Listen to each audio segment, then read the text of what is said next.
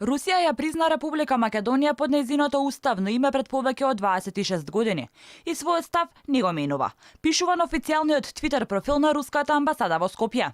За ваквиот став на Русија се огласи вице-премиерката и министерка за одбрана Радмила Шикеринска, која потенцираше дека сите оние кои посакуваат добро на Македонија и на Балканот треба да го поддржат Преспанскиот договор. Очекуваме и се надеваме дека сите оние кои што и сакаат добро на Македонија и му сакаат добро на Балканот, ќе ги поддржат овие напори.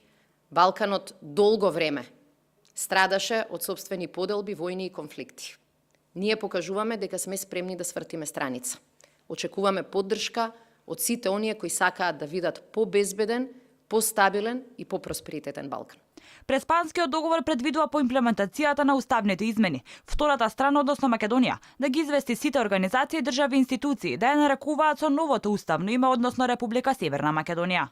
Повеќе од 100 земји кои го имаат признаено сегашното уставно име на Република Македонија, кога ќе завршат сите фази на уставните измени, ќе треба да ја променат својата одлука и да нарекуваат Република Северна Македонија.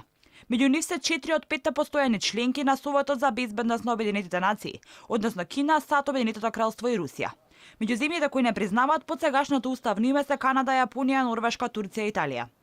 Откако во јавноста се појавија ставовите дека привремената референца ФИРОМ ќе ја заминеме со Република Северна Македонија, се огласија дел од експертите со објаснување дека ФИРОМ е токму привремена референца и со неа ни се обраќаат нам, а името Северна Македонија е име со кое ќе се нарекуваме самите себе.